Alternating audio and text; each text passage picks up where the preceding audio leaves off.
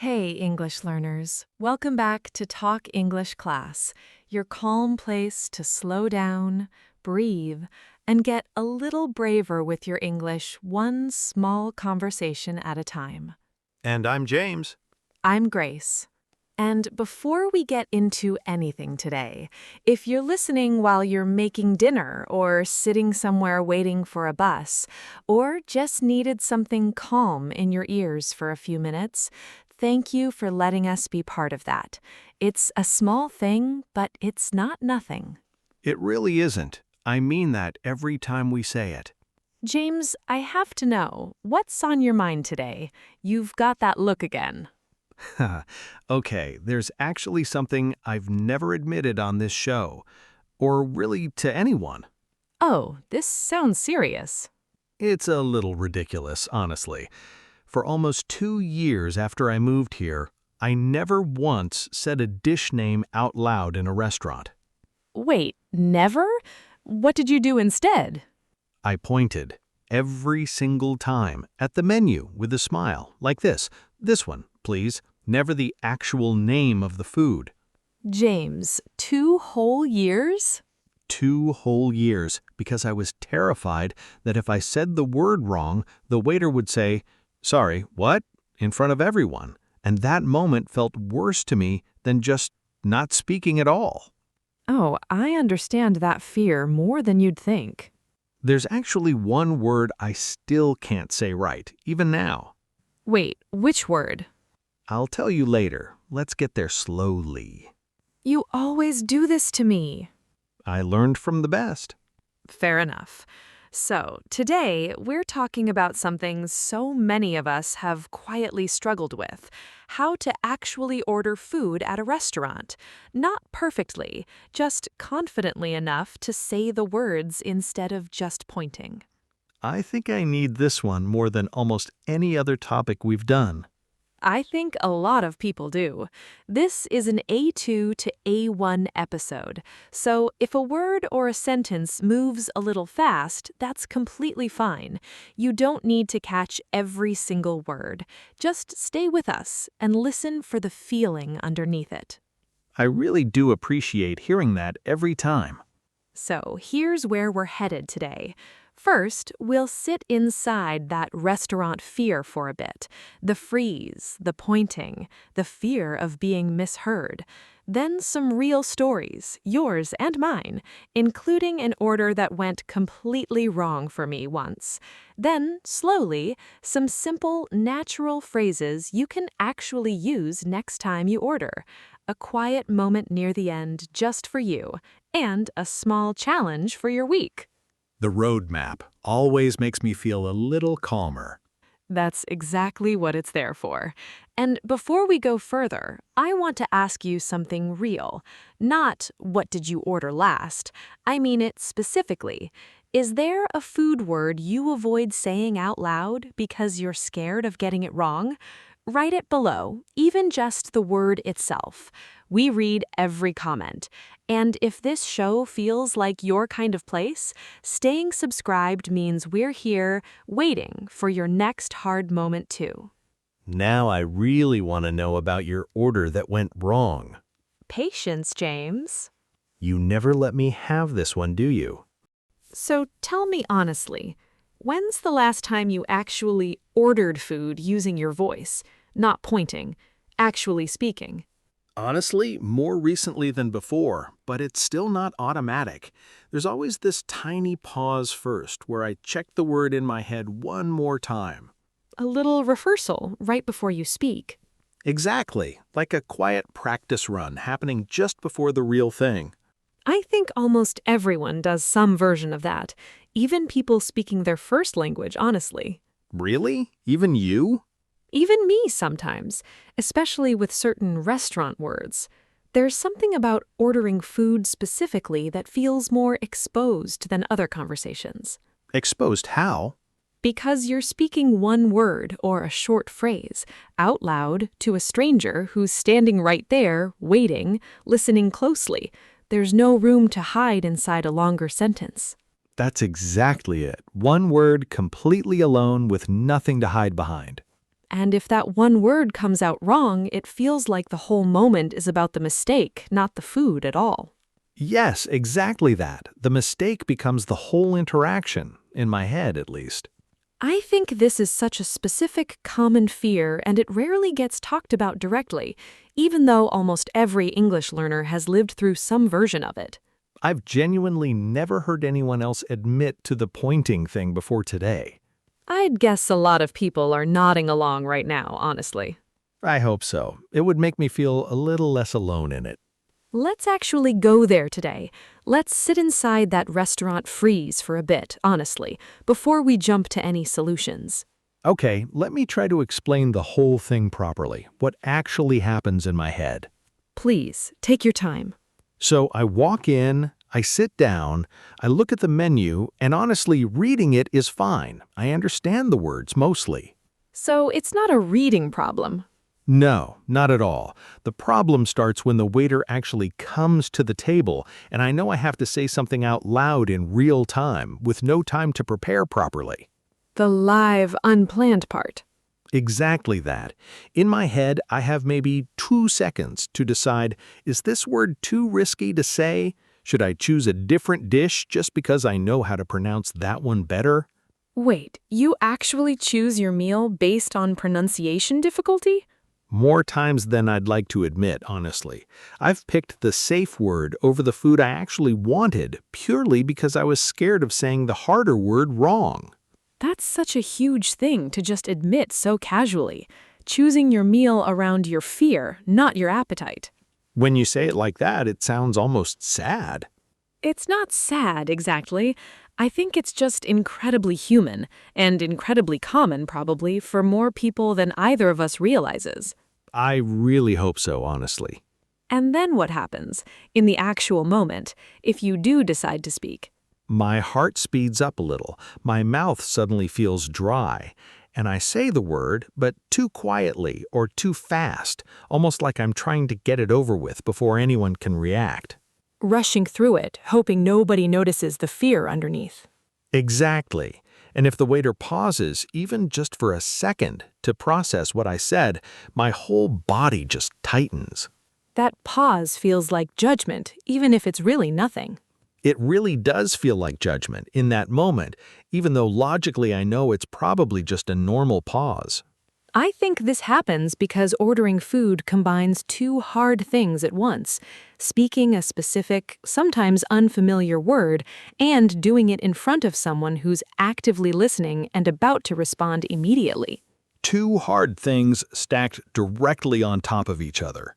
Exactly. Most conversations give you a little room, a little forgiveness, but this specific moment feels tight, fast, and exposed. That's such a clear way to describe why this specific situation feels harder than a lot of others. I want you to know something, whoever's listening right now, especially if this exact fear feels familiar to you.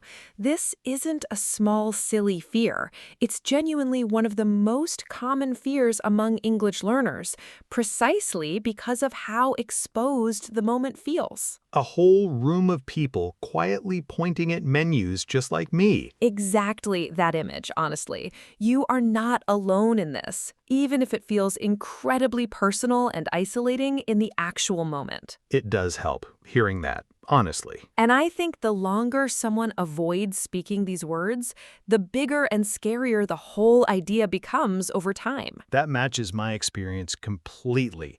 2 years of pointing made the fear feel even bigger by the end, not smaller. Silence doesn't shrink fear.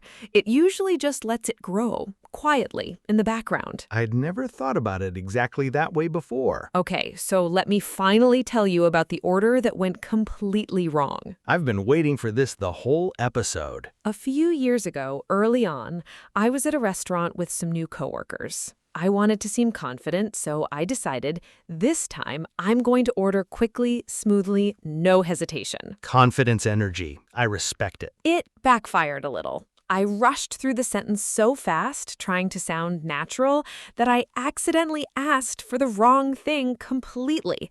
I meant to order a soup, and somehow I ordered a completely different dish with a similar sounding name. Oh no, what happened when it arrived? A giant plate of something I definitely didn't plan for showed up in front of everyone, and I just sat there staring at it, completely confused for a second. What did you do? Honestly, I just laughed a little, nervously, and said, I think I ordered the wrong thing. And you know what? Everyone at the table just laughed with me. Nobody made it a big deal at all. Nobody judged you the way you expected. Not even a little.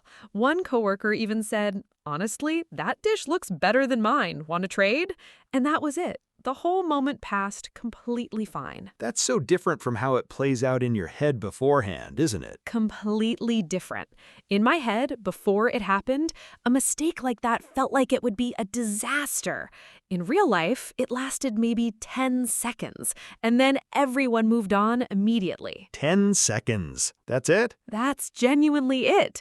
The fear beforehand was so much bigger than the actual moment turned out to be. I think that might be true of my pointing thing too, honestly, now that you say it that way. Tell me about that word, the one you still can't get right. Okay, it's actually a pretty common dish, but there's a specific sound in the middle of it that I just can't get right no matter how many times I practice. Which one? I will just say it has a sound that doesn't exist in my first language at all, so my mouth genuinely doesn't know how to make that shape yet. That's such a real physical explanation, not just nerves. Exactly. It's partly nerves, but it's also just genuinely a hard sound for me physically to produce correctly. What happens when you try to order it? Last time, I actually tried. I said the word as best I could, and the waiter paused just slightly and then said, "Oh, you mean the," and said it correctly, gently, not making fun of me at all. How did that feel in the moment? Honestly, a little embarrassing for about 2 seconds, but then, just like your story, it passed almost immediately. The waiter wrote down my order, smiled, and walked away. That was genuinely the entire thing. 2 seconds out of the whole meal. 2 seconds out of an entire meal and honestly out of an entire evening. I think that's such an important thing for us to actually notice. The fear lives in our heads for hours, sometimes days. But the actual moment, even at its worst, usually lasts a few seconds. A few seconds versus years of pointing at menus instead.